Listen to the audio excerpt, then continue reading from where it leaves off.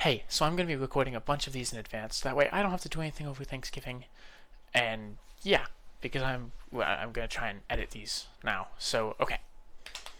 Today, or right now, I want to rant about The Legend of Zelda, specifically the last 4 games that they've put out. So, Breath of the Wild, Tears of the Kingdom, Echoes of Wisdom, and now Age of Imprisonment. We'll talk about Echoes of Wisdom later. So, Breath of the Wild, I thought that game was great. My only real complaints about that game were lack of exploration-based progression. The Master Sword feels not the Master Sword. The shrines feel like they're required to do for progression, but they don't really feel very rewarding to do a lot of the times. Because, so when I put it this way, the older games, which I love the older games, I played almost every single Legend of Zelda game, whether I try to do it on the original hardware because I like it, but I've emulated quite a few of them, like Twilight Princess, couldn't get my hands on that, so I emulated it. A lot of them I played the HD version, like I never beat Skyward Sword as a kid, so I played the HD version on the Switch. I'm playing through Link's Awakening HD because I haven't gotten around to it, and I got reignited how much I love this series when I finished Age of Imprisonment. But, okay. The important thing I'm trying to say is that the dungeons make you feel rewarded because you get them, you get the item, and then you have more exploration available to you. When you unlock the bombs, you can go back to all the places where you didn't get to use the bombs earlier, and now you have them. You can explore that now. And I think that's very interesting that you can't do that in Breath of the Wild, because as soon as you load into the game, as soon as you finish the Great Plateau, you have everything you need to complete every single puzzle ever. And that's like I understand why they did that, because the game is open world and because they don't want you to feel like you're going the wrong direction. They want you to be able to experience it however you want to experience it. And I honestly didn't have a problem with it. The story wasn't as good or as rich as the other stories, but I felt like it worked because it puts the player and Link at the same level of knowledge at all times, and no matter how much knowledge you get, it does not affect the story in any way because the events that you're learning about have already happened. This is very important because in a lot of the other games, that's exactly why they're so good. I love exploring Hyrule every single time because every single time it's a little bit different. It's a different version of Hyrule. I'm exploring a new kingdom for the most part. I'm picking up references. I'm going, wow, this is a place I recognize. Oh my gosh, Kakariko Village, the cemetery, Dampé. Like, they're characters, they're things I recognize, but they're completely unique every single time, for the most part, give and take. And that's something that's very cool. And the games are always very good at putting the player and Link at the same level of knowledge, and so that way you never feel like you know the story and you can't do anything about it. Your actions as Link matter, and that is very powerful in a game. So I think all the games that are allowing you to do that are very good. And Breath of the Wild, while it doesn't have the greatest story, the way the story is all in the past, and you learn about it at the same time Link does. Neither of you know the land of Hyrule, so when you're exploring it, Link is exploring it for the first time. On a first playthrough, that hits really, really hard, and that is so, so good.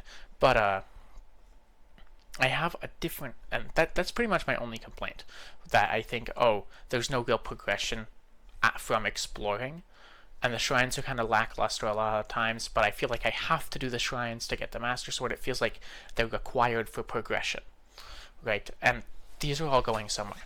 I have a lot more complaints about Tears of the Kingdom. The story was more lackluster, taking that game in and of itself, because we'll get to the story in Age of Imprisonment later, and I love that story. I think that story's great, though I do have problems with it existing because it is canon, but I'll get there. So, Tears of the Kingdom has the problem where Breath of the Wild does, where as soon as you leave the tutorial level, everything is open to you all at once, and no matter what you do, it's not like you do something and more things become available to you. Everything's open, all at once. The only thing you really have to worry about is resource management with your Zonai tools, and even once you find the depths, you don't really have to worry about that because you get Zonite. So, but, excuse me, sorry. I have that problem, and it's amped up to the next degree, because once you find one way of doing something, you can do that same solution for every single puzzle. The recall is so strong. It kind of nullifies every single puzzle as soon as you learn how to use it.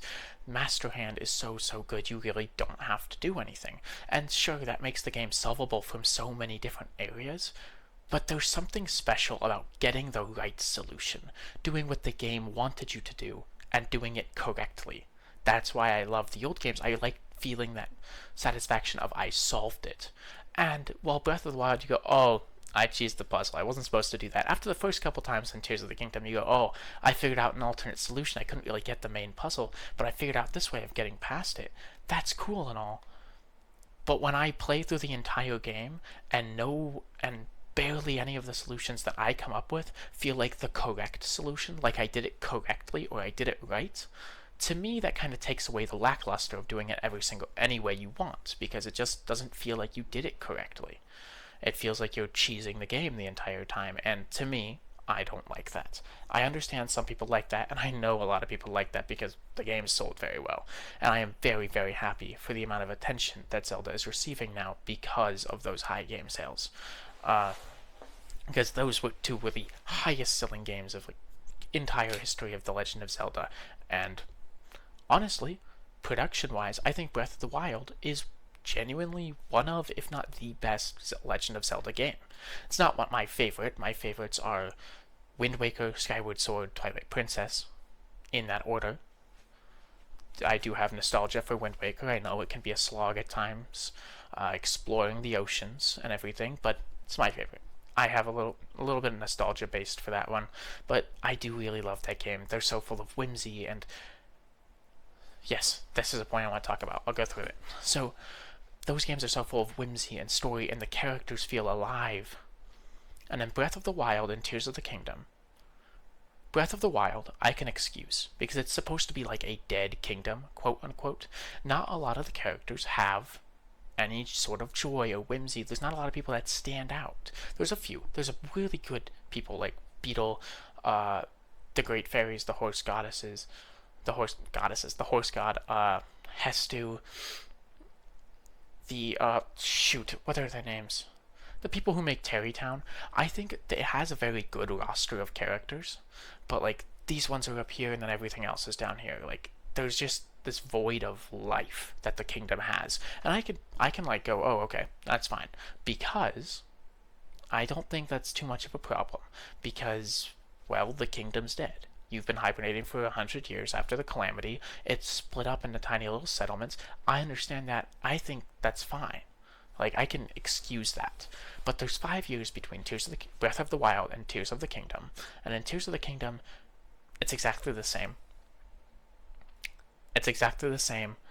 No life. The music is still very, empty. When people say Breath of the Wild, what? It has music? There's 8 hours of music? Because they released those vinyls recently. I understand what they're saying. While I do think they have really good music, I understand what they're saying, because a lot of the times when you're exploring, especially the overworld or the skies, it kind of just feels empty, even soundtrack-wise. Breath of the Wild, sometimes you'll be exploring and then you get to a forest and you hear them going ding-ding-ding on the piano, and that's pretty much it. But the music in that game is good, so you can't really go. They don't have music. The towns have music, the stables have music, the castle has music, all the important areas have good music, and the music is good. It's genuinely great. It's probably the best part about the Legend of Zelda games. The music always slaps. But so I like Breath of the Wild, I like that, but Tears of the Kingdom, it should not feel empty, because you've spent 5 years rebuilding this thing, and the only new settlement slash only settlement that's changed at all is the fortress, where the new settlement near Castletown. And give me some grace.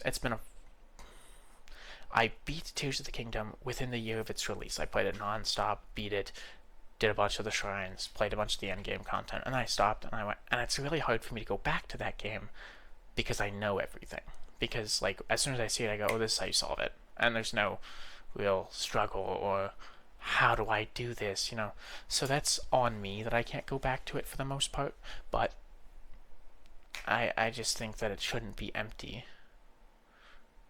I think that, like, all the skies are completely empty. The depths are completely empty for the most part, except for every few miles you might see a Yiga fort, and even if you do complete the Yiga fort and kill all of them, well, you're gonna find like 2 bananas and maybe some lore, right?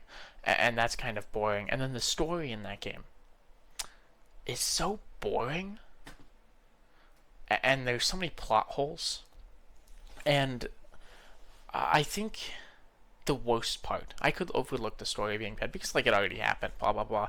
It's essentially just a precursor. You're learning about the past, about what sets all this in motion. I could overlook it, except for the fact that I found all the memories and nothing changed in the world. I found all the memories before doing the last two. I had Zora and Lightning left. Gerudo. I had those two temples. Oh, I don't know. It's the Lightning Temple and the Water Temple. I don't know why I switched halfway through. But I had those two left, and nothing changed. We did the same exact gameplay loop of, there's a phenomenon. Oh my god, is that Zelda? We should chase after Zelda. I think that might be Zelda. We need to know where Zelda went. Even though Link should already know what happened to Zelda. Zelda's 10,000 feet flying in the sky. That's not Zelda, right? I just feel like nothing really happened. There was one dialogue line with Impa where, oh, we should find a way to turn her back. But that was pretty much the entire thing. And then I still had to go fight the Zelda. I had to go to the castle to find out, oh, there's the mysterious Zelda again. We should go see what that's about. And, like, what are you doing, man? I just don't think that works really well. Because you and Link are no longer on the same page.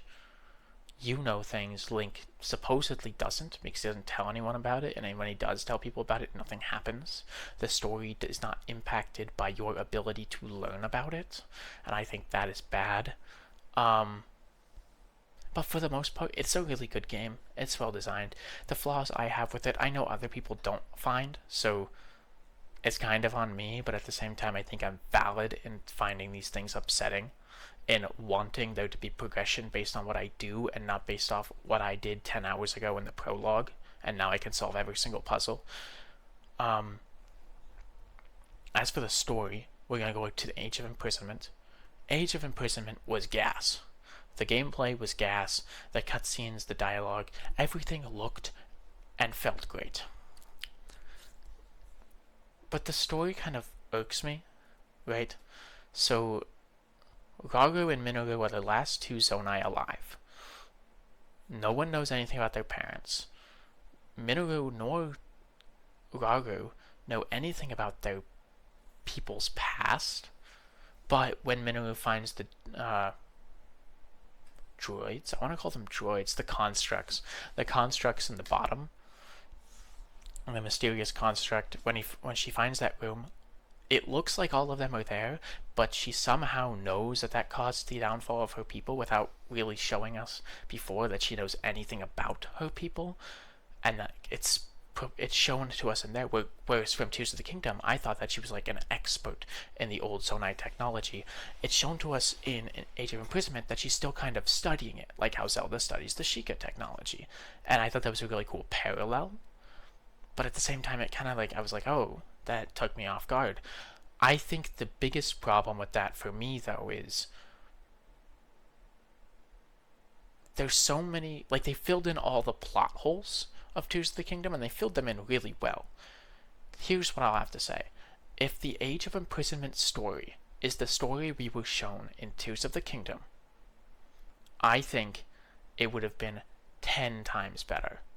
My problem with it is that it feels like, from playing Tears of the Kingdom then to playing Age of Imprisonment, it feels like they didn't know how to make that story interesting and canon, so they made up a bunch of stuff to fill in the gaps.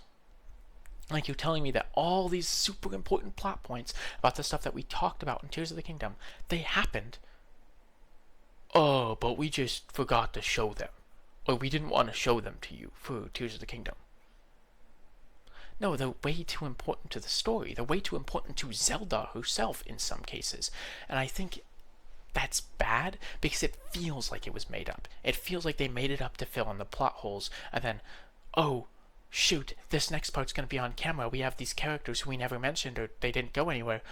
We'll send them here so that they're off camera. So that way the most important characters in the story are off camera the entire time the story that we actually know is being told. It just feels like they made it up so that way they would have a more interesting story. And I think that is bad storytelling. That's my opinion. I know I'm not entirely correct in that opinion, but it just feels kind of lame that they did it that way. More importantly, it feels like they did it that way because of how they ended the story, where Calamo and the Knight die. Well, Calamo doesn't die. The Knight dies off screen, and then, oh, we're just gonna burn everything we know about him. Zelda's never gonna mention them, and they can't do another story in that game because Zelda would know about the construct. Zelda would know about all of these things. Zelda would know that the piece of the Master Sword was able to embody, like, not embody Link, but have an imprint of Link on it. I also don't like the way the Master Sword is shown in these games, but that is just my gripe with the lore. Because, like, oh, I saw a theory that was like the Master Sword broke because it didn't have enough sacred power in it. But I mean, we've never really been shown that to be a problem before. I mean, Wind Waker didn't break when it hit Ganon, and it didn't break when he was using it, and it didn't have any sacred power in it. Like, I understand, oh, it's been being used for 5-7 years without recharging at a sacred spot. But, I don't know, we've just never seen it act like that before. And then if it was evil, it's supposed to be evil's bane. Evil cannot touch the sword. That's the whole point of the sword. Like, I don't know, it just drives me the wrong way, but that's my own gripe. That has nothing to do with the games. Let's be real. My next point is that, yeah, no, that's all I have to say about those games. I think the story's great. It feels like they just glossed over it. I really want to talk about Echoes of Wisdom, because Echoes of Wisdom is really, really good. It's everything I didn't like. If they took everything I didn't like about Breath of the Wild and Tears of the Kingdom and fixed it while keeping it open world, keeping it solve however you want, giving us real dungeons, and giving us an actual linear story that matters to the overall timeline, I guess, while still making it work within the timeline. Because I don't think the timeline is super important, but I think it's good. I think that break is weird, and like, oh, we should probably move away from the break, but I think the fact that the games connect in some way is very important to make you feel like you're immersed in this world, and every time you pick it up, where am I? Where am I? Like, these are the people that are around. It has a really good way of grounding it, in my opinion. Instead of just being random stories scattered all over the place, they feel more grounded in one universe, in one place. Now, I really like them. So instead of shrines, you had spoilers for Echoes of Wisdom. If you have not played it, you should play it. It is a really, really good game.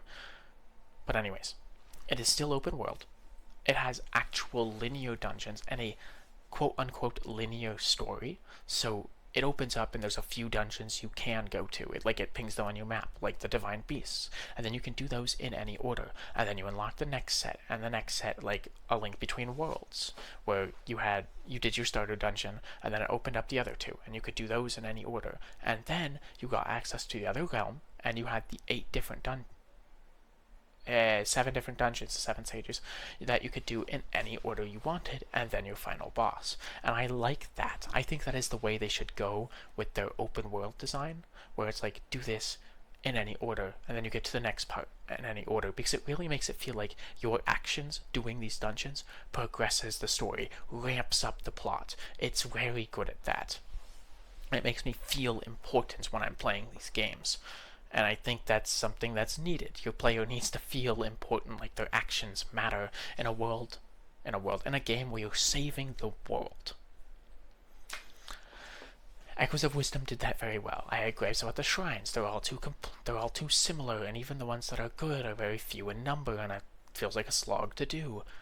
It replaces those with rifts, and you have to clear up the rifts. Every rift does not feel like a slog, and depending on where you are in the map, they look and act different with different puzzles per region. And that is a breath of fresh air. It made me want to do them when I found them. Like, I actively sought them out to do them when I would see rifts, which is something I didn't do a lot of the times with shrines. I would knock on it for the waypoint, and then I would leave. It kept the waypoints, which is very good, but you had to go and walk up to it, so you could only go to places you've been before. Otherwise, you had to travel. It made traveling super fun with all the different ways you could travel, using the horse or any of the different monsters that you could create. Those were really good. Back to the rifts. When completing a rift, you leveled up an XP bar for try, which at first I was like, oh, that's weird, it's gonna be like an RPG. It's just spirit orbs, but the spirit orbs don't make you feel like, oh, I got 4 little orbs, now I can go get 1 heart container. They increase the amount of little triangles that Try has, the amount of energy you can use to create monsters and your own special constructs, and so that way you can solve puzzles in different ways. It actively allows you to search new solutions, to create new things, to find new ways to do things. And I think that is a really, really good way of progression. And when I say, like, oh, I found bomb walls that I couldn't do until midway through the game, I meant it. Until I found the bomb fish, I had no way of blowing up rocks. And that's really good in my opinion, because if I had done this war at first, I could have done it from the beginning. If I had found any of the other ways I could blow it up, I could have done that. But that's the one I found. That allowed me to backtrack. It gave other areas that I've already been through a reason to go back to them. And that's the thing I think Breath of the Wild and Tears of the Kingdom was lacking the most. I would go to an area, I would do all the puzzles while I'm there, I see it, I do it. The shrines, I would do them when I see them in Breath of the Wild, not so much Tears of the Kingdom, because I was like, oh my god, I'm doing this shit again. But I would do them, and they'd all feel the same, and like, there's no reason to go back. Unless I found a side quest that requires me to go back, why am I going back there? It really just felt like there was no reason to go back, but that game fixes it, because now I found different things to do different puzzles, or I have more tokens to create more things, so that way I can do the puzzles. It was very, very good and very refreshing. I like the inclusion of heart pieces. I didn't really like spirit orbs giving you a heart container or a stamina orb. I like the heart pieces, sue me. I think they're fun, and it provides a little challenge outside of shrines. Like, oh, you see this cave, you go into it, like you have to explore, or you see a heart piece up on a ledge up there, and you can't get to it because in this game you can't jump, or it's surrounded by fences. You can jump in Echoes of Wisdom. I'm talking about older games where you can't jump, and you have to figure out how to get up there. In Echoes of Wisdom, you could try and ladder up there, but if you couldn't ladder up there, you had to find the cave, whoever it connected to. Like, it's a puzzle in and of itself where you see something and you do it, or you see something and you explore until you find something and you find extra health. I think that is very good. So I like heart containers. I like that they were back in the game. I think the structure that they have for Echoes of Wisdom, with the design philosophy where every single rift area is somewhat different, it's still open, but it rewards exploration, because exploration leads you to find new things, and when you find new things you can solve different puzzles, which encourages backtracking, because now I can go solve that puzzle I saw, I can go break those walls, instead of just I have everything to complete anything I could ever need to as soon as I beat the tutorial. And I think the Sword of Might that Zelda gets, while cool that you have a Link form, really wasn't needed that much for the game. It was cool for some puzzles, but for the most part, I thought it was pretty fun just being Zelda and making the different constructs fight for me. While I do love my classic Link and the sword, I thought that was very fun. I don't think the game needed that, but I do understand why they did it, because according to something I read, they were originally designing the game for Link, and then went, oh, well, the powers that are going to happen lines more up with Zelda and the powers of wisdom, so we'll use Zelda instead of Link. And I think that was a very good design direction for it, to give Zelda her own adventure, finally. But, yeah. And then the dungeons. The dungeons were phenomenal. They weren't like the craziest thing in the world puzzle-wise, but every time I did it, I never felt like I did the wrong solution or I worked around it. Even when I went and I did a solution that probably was of my own creation, I probably did a solution that no one else had done at that time. I never felt like I was cheesing it. And that's what I felt not Breath of the Wild as much as Tears of the Kingdom was lacking. Because Fire Temple, I did not do Fire Temple legitimately. I climbed up the side because I had enough stamina, and then I rested for a spot, because there was a spot you could stand on that you probably weren't supposed to be able to stand on, and then I glid to the next section. And then there was one section with an infinite water fountain, so I kept making obsidian until I had a bridge to go across to where I needed to. Like, was that supposed to happen? No. They did not intend for that. Like, freedom's great and all, the freedom to do whatever you want, but at the end of the day, it does feel like you're not doing things legitimately sometimes, and it feels like, oh, I didn't solve a single puzzle, I just found workarounds. And I think that's a very bad feeling that I didn't get when I played Echoes of Wisdom. Overall, I think Echoes of Wisdom, it's probably gonna be, yeah. Right now, I'm saying it beats out A Link Between Worlds for my favorite top-down Zelda game. Though I could feel different about that in like 3 months. I played this game a while ago, but I do just really, really love that game. It's such a good game. If you haven't played it, go play that game.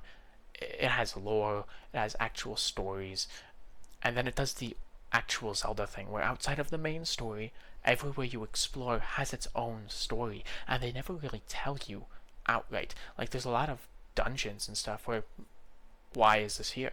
You could make videos about why is this here, what are the dungeons for, and I think that's what Breath of the Wild and Tears of the Kingdom miss, where like the dungeons don't feel good, quote unquote. Like the mansion, the Hebrew mansion and Twilight Princess, and the Hebrew mansion and Twilight Princess, that's used as a dungeon. The Forest Temple in Ocarina of Time, they're used as dungeons, but that's obviously not their original purpose. You don't really know why you're here. It's not a temple, quote unquote. It is not something that was structured. They don't really tell you what they're for. They're just there.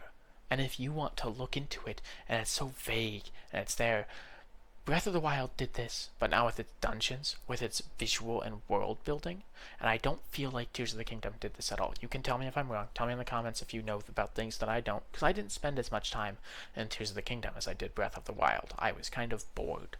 After a while, I went, oh, like, the game did bore me, because, let's be honest, once I figured out how to solve one puzzle, I was able to do pretty much the same thing for every single puzzle. And I don't, and like in a world, be honest, you didn't not do that. Those cool mechs, the building stuff is really, really cool, but you're not the one making those TikToks. For the most part, the people who play this game aren't doing all that cool shit. I think it's a missed opportunity. And then Tears of the Kingdom, what I was back to originally, the temples in Tears of the Kingdom, they tell you outright what those are for the most part. The puzzles are kind of lackluster, the same puzzles you had in Breath of the Wild. Go here, press this thing, go here, press this thing, go here, press this thing. The only two that I thought were actually very well designed were the Lightning Temple and the Wind Temple. Although the Wind Temple was pretty easy. Like, it was pretty easy to do, but the game was kind of pushing you in that direction. That's your quote-unquote starter dungeon, the one that it wants you to do. So I can go, okay, you know what, it wanted me to do this. And it felt like there was puzzles to get to the thing that you pushed, instead of get there, open the door, press it. And then same thing with the Lightning Temple. I just really like those two. I like playing with light, I like playing with electricity. They felt good to play. The Fire Temple felt too, not janky, but like easy to cheese, to where I was rewarded for not doing the puzzles that they had set up for me, and I was more rewarded for doing it in a different way that felt like I was cheesing it. And I've already said several times, I don't feel good when everything I do feels like I'm cheesing it. And then the Zora Temple, I just didn't like, dude. I don't know how to explain it, but that water temple was not fun, and probably the most boring of all the ones I did. Yeah. So, yeah, those are just my opinions on the game. I think they're all really good, and it's going in a good place. Breath of the Wild I thought was good. Tears of the Kingdom I thought was kind of disappointing, but still good. It was disappointing from like a, oh, I really, really love this hardcore, this is my favorite game series kind of way. If you are just playing it casually, this is your second or third Legend of Zelda game. It's an amazing experience. It's a phenomenal experience for people who haven't played it that much, played these games that much, or are that invested in these stories. So, like, all in all, I think these three games are good, and and Age of Imprisonment is good. It's a Hyrule Warriors game. It's a fun hack and slash. What can I say? And Echoes of Wisdom, I think, is everything it should do going forward. Like, every complaint I had about Tears of the Kingdom, because I was really burnt out, so it took me a couple of months of that game being out and on my desk to actually play it. But when I picked it up, oh my god, everything was so much better. Maybe it's just because I had, like, stopped being burnt out and I was ready to play these games again. But it felt like everything I didn't like about Tears of the Kingdom and Breath of the Wild was way better and changed and different and fixed, and it felt like a really, really good experience. And so I think if they keep going in that direction, these games will not only be good, but the best games we have ever had in this series. And I am so stoked for the future of this. Yeah. Wet Willy!